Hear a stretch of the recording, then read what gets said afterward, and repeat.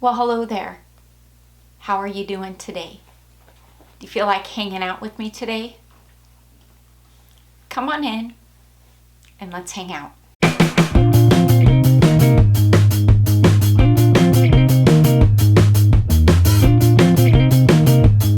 So what do I have going on for you for today? Well, if you've been with me for a bit, you know that over the last year and a half or so, I've really dove deep into redoing my house. I've been renovating it, redecorating it, taking it from what once was our family home and transforming it into the girls and I's home, what feels like home and warmth and safety to us. And along that journey, several of you have asked me how things are holding up. And as I have seen a lot of success in this journey, I have seen some things that would be considered small failures to some, but for me, I'm taking away a learning experience from it.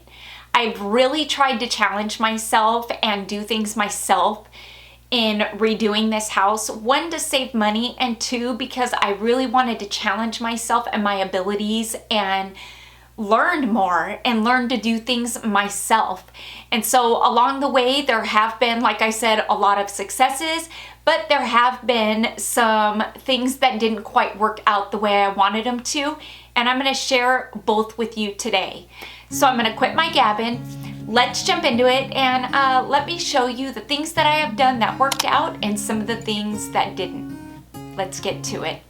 Heck, let's start with the fixtures in my bathroom. They were once chrome, and as I really liked the style of them, I just was kind of done with the chrome, and so I decided to paint them, and I painted them with spray paint. Now, I did this because I didn't want to remove the fixtures. It was easier said than done, and I didn't want to remove the fixtures and replace them because I really liked the style. I just didn't like the color. And so a lot of you thought I had fallen off my rocker when I did this, but I knew I could do this, and I knew it would be no different than spray painting furniture or a decor piece that you put outside, and it would hold up. I did seal it with a polyurethane. This is a year and a half after. They have held up remarkably well. I not only did the bathroom, but I did my kitchen sink, and I decided to go for it and do my shower. My shower was framed with chrome. I was just done with it. And so I did. I painted the outside of the shower frame. Now, when I say outside, I really did stick with the outside until I saw how well it was going to last in my sink. When I saw that it had lasted in the sink, after about a year, I did this maybe 6 months ago, I decided to paint the fixture coming out of the wall. I did the handle itself, and I did the inside frame, and it's been 6 months. Hi, baby. Oh, do you want to take a bath? You want to take a shower with your mama? Do you love showers? Oh, you do? Oh, okay. Oh, are we all coming in? And so yeah, in the inside, I did replace all the white and clear caulking with an oil rubbed bronze color caulking. And so it matched perfectly. I wasn't looking for perfection, but you can't even tell, and it has held up perfectly. With minor spots here, like because of the hook, but that's easily something I can touch up. If there's one thing that I've learned through all of these projects that I've been doing in my house, the successful ones and the ones that didn't quite go as planned, is that growth happens through learning. That's what I connected to most in Martha Stewart's class on Masterclass. She shares what it really takes to build something lasting, how hard work, evolution, and collaboration are the keys to success. Listening to her story reminded me that every challenge I've faced while rebuilding or renovating has been part of creating something meaningful. Masterclass gives you access to over 200 classes from the world's best, everything from business and design to cooking and creativity, with plans starting at $10 a month, and it's billed annually. During this holiday season, you can get up to 50% off an annual masterclass subscription. Just click the link in my description box or scan the QR code on the screen so they'll know I sent you.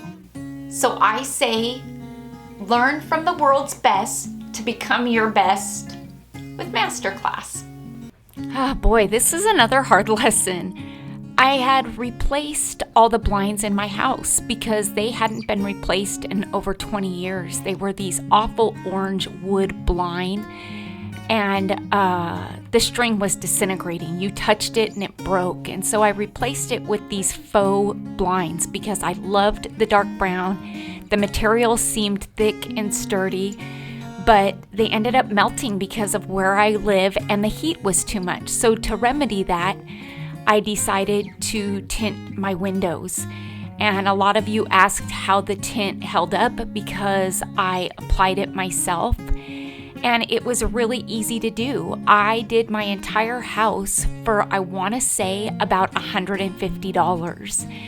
And it really cut down on my electric bill and the heat that we felt in the house during this past summer. This was the first summer that I had the windows tinted. I went with a darker tint, only allowing 20% of the light to come in. And I was really hoping that it would, 1, cut down on the heat, and 2, cut down on destroying any of the other blinds that I had put up. And it really did an amazing job. The tint held up perfectly. It hasn't peeled up. It hasn't bubbled. It has just stayed perfectly. So it was a win. So I've got these caps on the wall of my courtyard here. And over time, it started bubbling and cracking. It's probably been about 10 or 12 years since they've been redone. And I don't know why it started to bubble and crack now, but it did. And so I knew that this was something I wanted to fix. So I took just a putty knife, a sharper paint scraper, and I scraped away all of the bubbles, the loose paint, but it left kind of a divot, a dent. And so I knew that I couldn't just go in and paint it after I removed it all. So I sanded it down and I got some cement patch and filled in all of the areas where it kind of dipped down. Once I filled it in, I let it dry and I went back over it, sanded the entire cap of the courtyard wall. Then I felt like I was good to go to paint it. The paint I'm using is a cement paint that has a bond in it. And so I didn't do primer first because I figured since I had already sanded down the entire cap of the wall that it was going to adhere well. You can see just how many spots I had to do. There was a lot of repair that needed to be done to this wall. It's still wet here, but once it was done and dried, it looked amazing, and you couldn't even tell that I had repaired it until almost 2 years later, about a couple weeks ago, when it rained really hard here in California. The paint started bubbling like this. I don't know what caused it to do this after 2 years. I don't know if it was just the intense heat had done something to the paint and the surface like it had done before.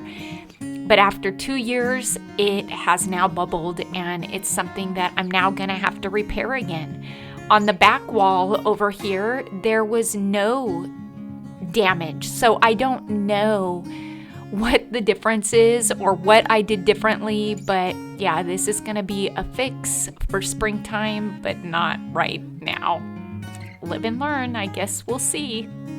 The garage floor was another project I wanted to tackle. I just wanted everything clean and nice, and so instead of using epoxy, because it is so expensive, it takes so long to cure, I went the route of using cement paint again by Valspar. And as I saw amazing results, and it has held up amazingly over the 3 years that it's been since I've done it.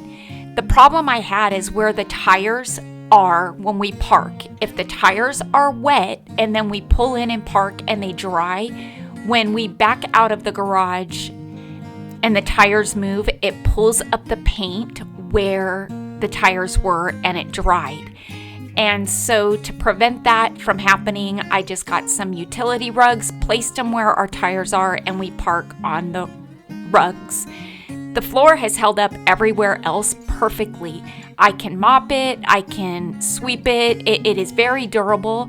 It just had the problem of where the tires were. If they were wet, it would pull up the paint. And since I'm on a roll and I'm painting everything, why not? In my backyard, the stamped concrete has seen its day. There was no reviving it, no staining it, no dyeing it, no sealing it to bring it back to life. It just started to look awful, so I decided I was going to paint it too using a heat technology cement paint. You can see that I had done the side where the dogs were, and this is what it looked like after. This held up remarkably well. It turned out gorgeous. It was very durable. The heat technology is amazing because it really cuts down on the heat of the cement and helped the dogs pause. And this is after, I want to say, 2 years. Now, have I needed to do a couple touch-ups? Yeah, I keep a can of paint on hand for that, but for the most part, you can see that through the rain and through the heat, this has really held up well. And so that made me think that I could then just paint more cement, because why not? This is the side of my house where a 6x6 foot shed once was. It's kind of a utility side of the house. And I had did away with the shed because it was about 20 years old. It was falling apart and it needed to be taken down and replaced. And so because I was in the midst of going through Ray's house and I didn't want to pay for a storage unit, because over a year I would have spent $1,200 and had nothing to show for it. So instead I decided to invest that $1,200 into a new shed, a larger shed, that I could put up and store Ray's stuff in here at my house. And so this is the shed that I purchased, and I did decide to put it together myself. You can see on the ground there that there are tape marks that had actually ripped up the previous paint job that had been done on this side of the house, and that was because I had had the house painted. And so because of all of the renovations from the outside, it needed to be redone at some point. And so I figured I'd get the shed up and then I'd worry about repainting the utility side. Doing the shed was maybe a 4-person job, but it was a 2 trash can job, and I ended up getting it done myself. But it needed to be touched up. And so I decided to go ahead and repaint it with a darker paint that I had in the garage from the garage floor, and it looked amazing when I did it. But over time, for whatever reason, it started to bubble. And that was only after a week or 2 of applying it. And it bubbled really bad to the point where I had to take the paint up. And this is the mess that I caused. And it took me about a month to remove all of this paint, with really hot days and peeling it up when the paint got soft and using a pressure washer. But at the end of the day, I got it clean and I will never paint it again. Epic fail. Next project that I did was this barbecue. This barbecue, the overall look of it is cool, but it is very dated. It's very, just worn looking. It just looks weathered and faded, and I wanted to bring it back to life because I really like this. I had tried painting the top, but it wasn't enough, so I decided to take some wood stain and stain the rocks. And I got several different colors of wood stain and just kind of painted all the rocks. And this is the before and the after, and it looks amazing. And I did seal this with a spray varnish just to help from fading, and it has done a great job. It's held up perfectly. I loved the look of the rocks painted or stained with the wood stain so much that I brought it inside. Hi, Winnie, look at my doggies. They all have their sweaters on because it's been raining and cold, and yeah, they just love their sweaters, and they're just the cutest things. Okay, so yeah, I loved the look of the wood stain on the rock so much that I had brought it into my house, did it on my columns here. This was an awful silver rock on here. It was like a crystallized gray silver rock that just didn't match. It was awful. And I've always hated it, and so I stained it with a coffee gel stain, and I did the top up here, and I think it looks amazing. I'm super happy with it, so much so that after I did these columns, I went over and did it to the hearth of my fireplace that had that same rock, and I stained my mantle, and it just looks great. I'm super happy with this brown, and I love it.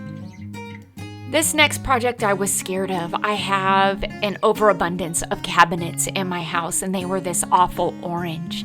And I just felt like it was so dated. Once upon a time, I liked them, but I just didn't like it anymore. So I painted all the cabinets in my house with a chalk paint.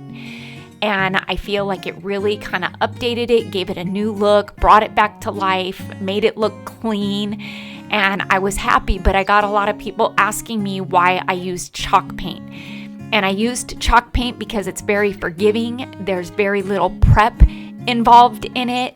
And I did have to seal it with a wax. And a lot of you asked how it has held up, if it was durable. This is just a week ago, and I did these cabinets about a year ago, and they look perfect. Right under the stove, the cabinets around the stove that get a lot of use, right here under the sink, you can see that they are not damaged.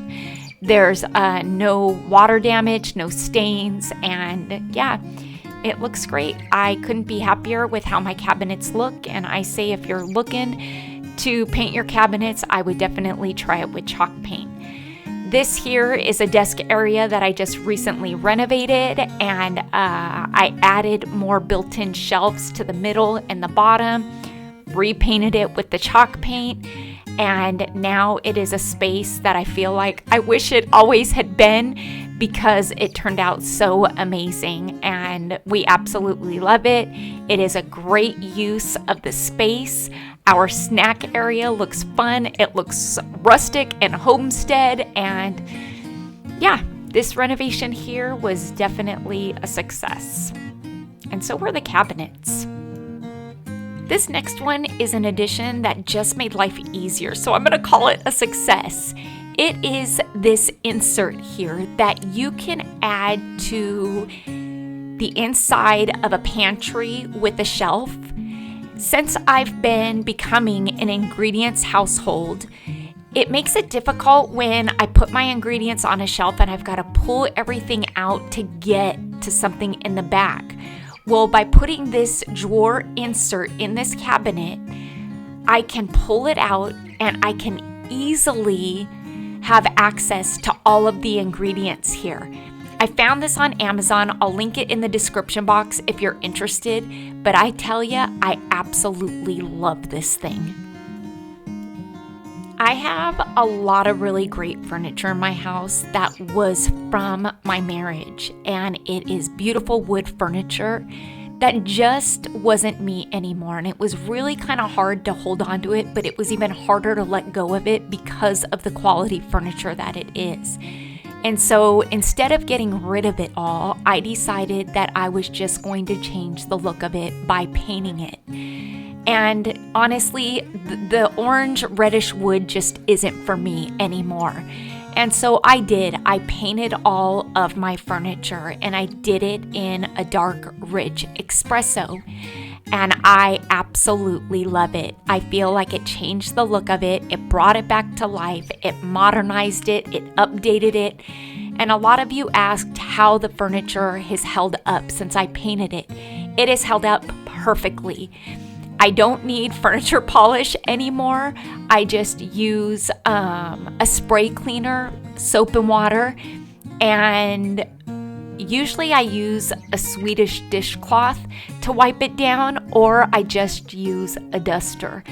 And it's held up really well. It hasn't chipped, it doesn't scratch, and it's really just kind of easy to maintain.